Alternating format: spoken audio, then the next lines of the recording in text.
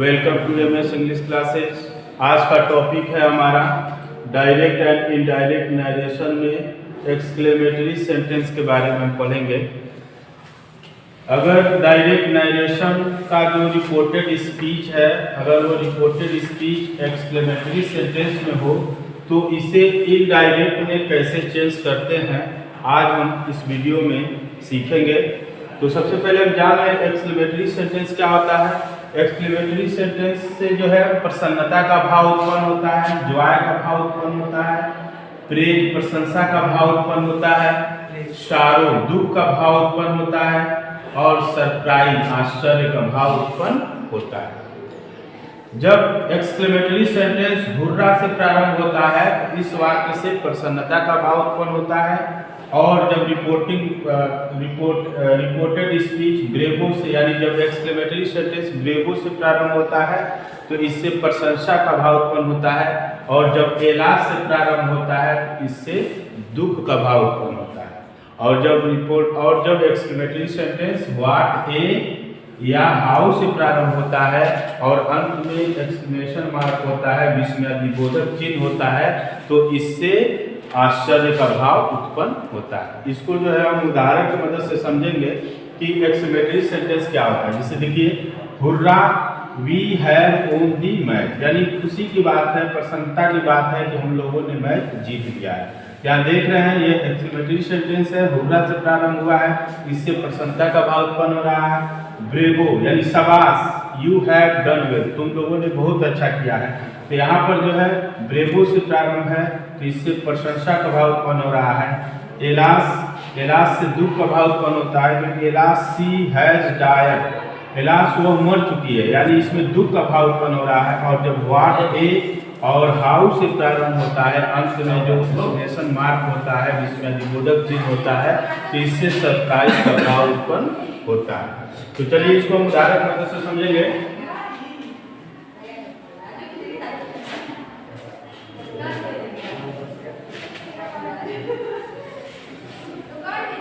Exclamatory sentence में जब reported speech alas से प्रारंभ हो, हुर्रा से प्रारंभ हो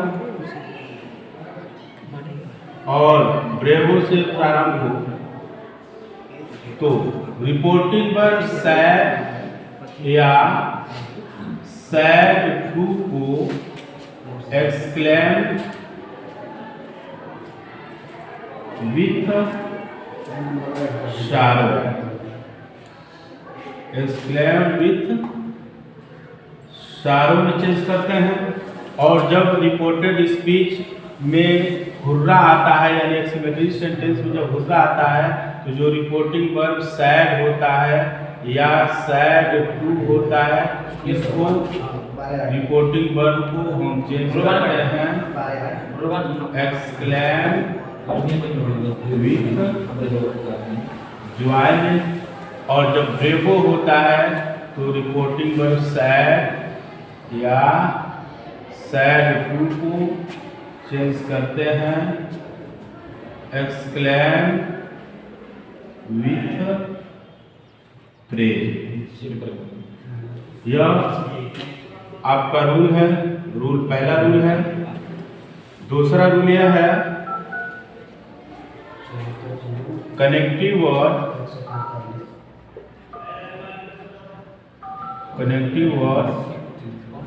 दैट का प्रयोग करते हैं। अब इसको जो है उदाहरण की मदद समझेंगे। जैसे हमारा पहला उदाहरण है, द स्टूडेंट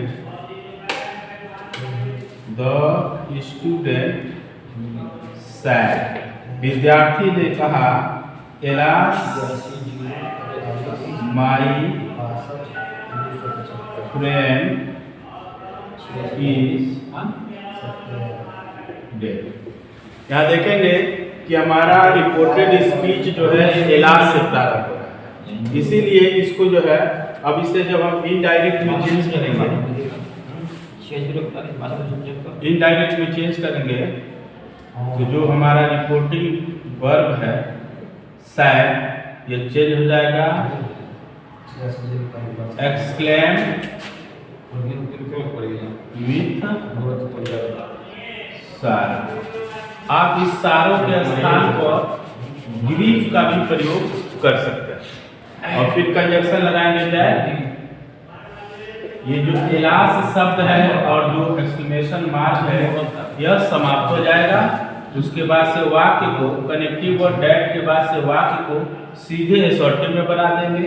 तो माई को जो है स्टूडेंट के अनुसार जब चेंज करेंगे हो जाएगा हिज फ्रेंड, इज चेंज हो जाएगा वाट में, इस तरह से चेंज होगा। दूसरा उदाहरण है he said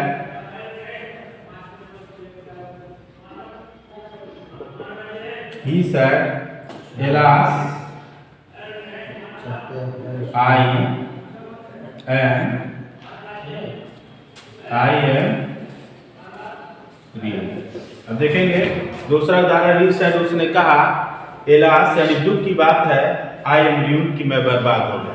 तो यह रिपोर्टेड स्पीच देख रहे हैं, एलास से प्रारंभ है तो रिपोर्टिंग वर्ब सैड हो या सैड टू हो। जब रिपोर्टेड स्पीच जो है एलास से प्रारंभ होता है तो रिपोर्टिंग वर्ब को हम चेंज करते हैं एक्सक्लेम्ड विथ सारो, या इस सारो के स्थान पे हम ग्रीफ का भी प्रयोग कर सकते हैं। उसके बाद से कनेक्टिव वर्ड डैट लगाते हैं और जो एलास यानी जो एक्सक्लेमेशन वर्ड है, एक्सक्लेमेशन मार्क है, इसे समाप्त कर देते हैं और वाक्य को एसर्टिव जैसा बना देते हैं।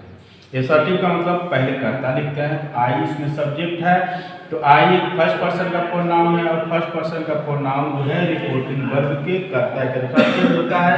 तो जब आई को ही के अनुसार चेंज करेंगे तो ही हो जाएगा और टेंस भी परिवर्तन होगा तो यह वाज हो जाएगा।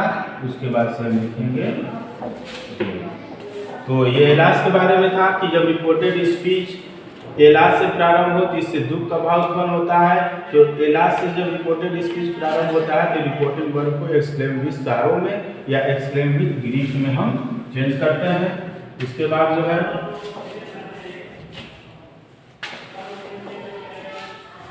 दूसरा उदाहरण देखेंगे, द बॉयज सेड, लड़कों ने कहा हुर्रा, वी सैड है वो जॉली हॉलीडे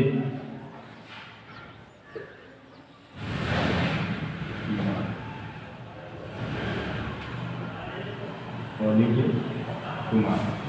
अब देखिए ये रिपोर्टेड स्पीच हुर्रा से प्रारंभ है। तो जब रिपोर्टेड स्पीच हुर्रा से प्रारंभ होता है तो रिपोर्टिंग वर्ब सैड या सैड टू को एक्सक्लेम्ड विथ जॉय में चेंज करते हैं। इसको चेंज करें, the boys exclaim with Joy. जब रिपोर्टेड स्पीच हुर्रा से प्रारंभ होता है तो इससे प्रसन्नता का भाव उत्पन्न होता है। तो रिपोर्टिंग वर्ब सैड को एक्सक्लेम विथ जॉय में चेंज करते हैं, कनेक्टिव वर्ड दैट हो जाएगा।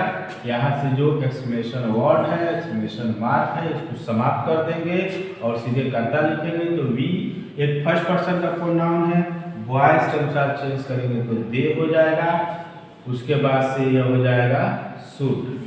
इसमें जो वुड का प्रयोग नहीं करते हैं, इसमें शुड का प्रयोग करते हैं। उसके बाद से है और जॉली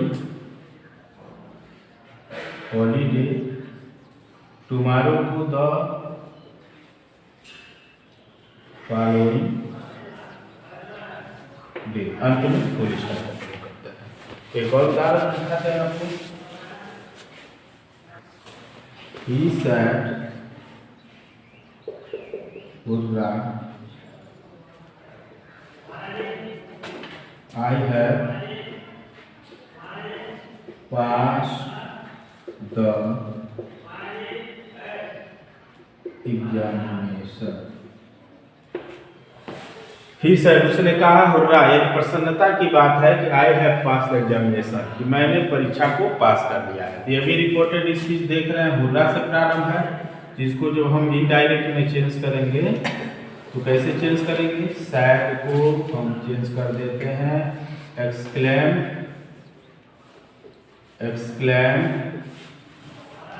विथ जॉय या exclaim with delight, conjunction that होगा। अब आई फर्स्ट पर्सन का प्रोनाउन, यहाँ से हुर्रा शब्द और एक्सक्लेमेशन मार्क समाप्त हो जाएगा। अब आई लिखेंगे तो आई एक फर्स्ट पर्सन का प्रोनाउन है, तो इसको ही के साथ चेंज करेंगे तो ही हो जाएगा। हैव चेंज हो जाएगा हैड में। उसके बाद से passed the examination, pass the examination, इस तरह से बनेगा हुर्रा वाला। अब आपको मैं ये ब्रावो वाला बताता हूँ।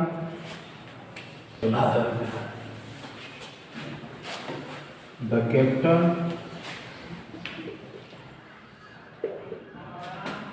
said to the players, bravo,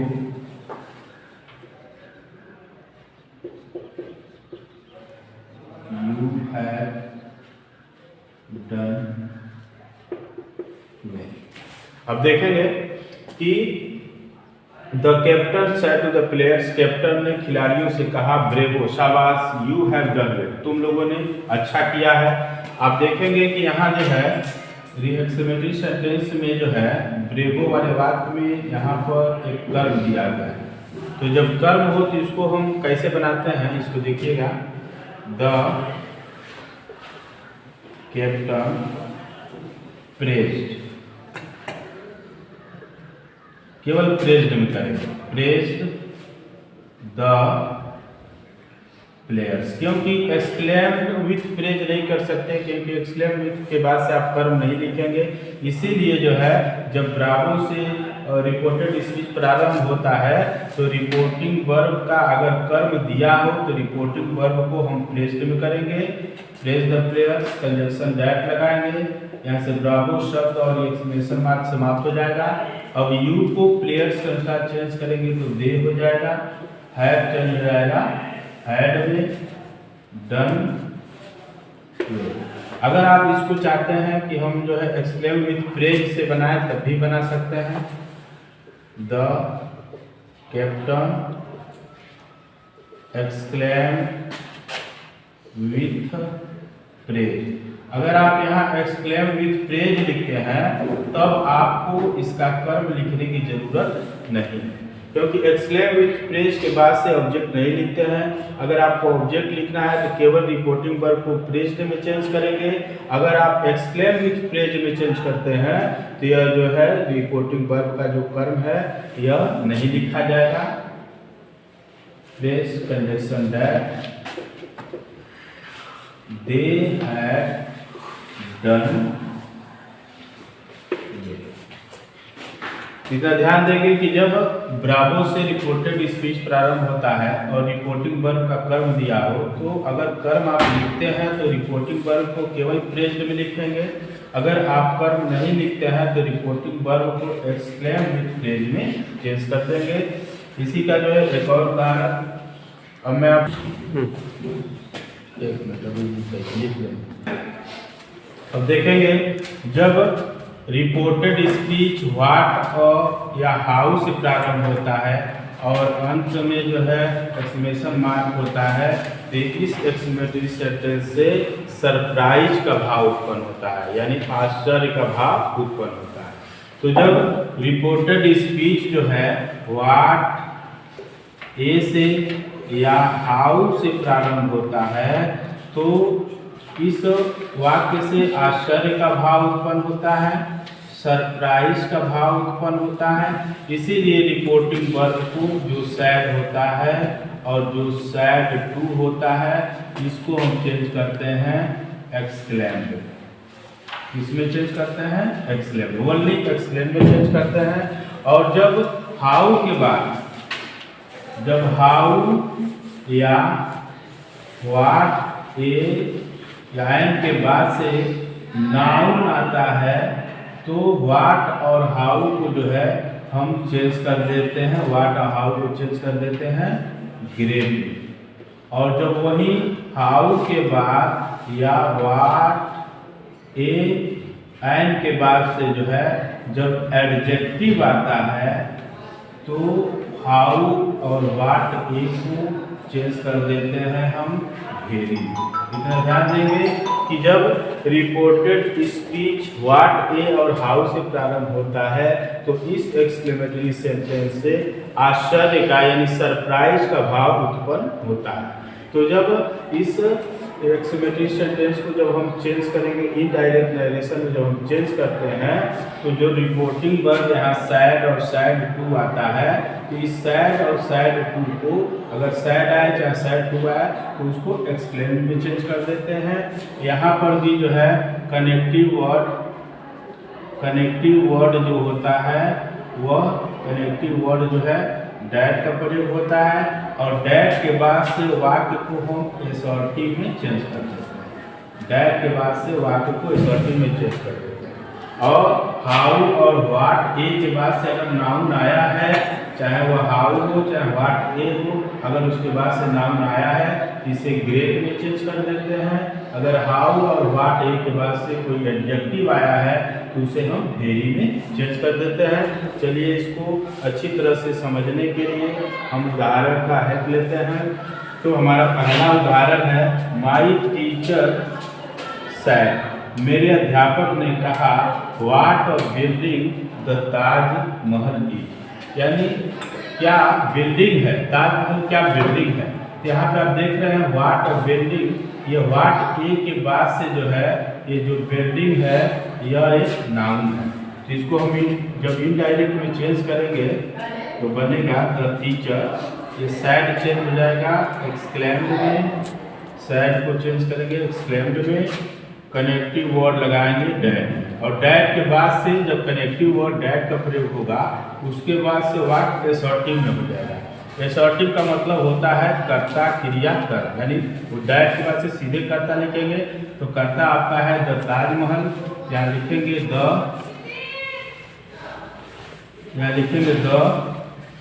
Taj Mahal. Tense भी यहाँ चेंजिंग होगी, चीज का हो जाएगा वाट। अब देखिए वाट एक बार से नाउन आया है इसलिए वाट को हम चेंज कर देंगे ग्रेट में, ग्रेट वाट और ग्रेट बिल्डिंग और अंत में फुल स्टॉप का प्रयोग करेंगे। अगला उदाहरण देखिए रवि एक्सक्लेम। यहाँ हाउ से प्रारंभ हुआ है इसीलिए जो है हम रिपोर्टिंग वर्ब को चेंज करेंगे एक्सक्लेम में, ओनली एक्सक्लेम में चेंज करेंगे।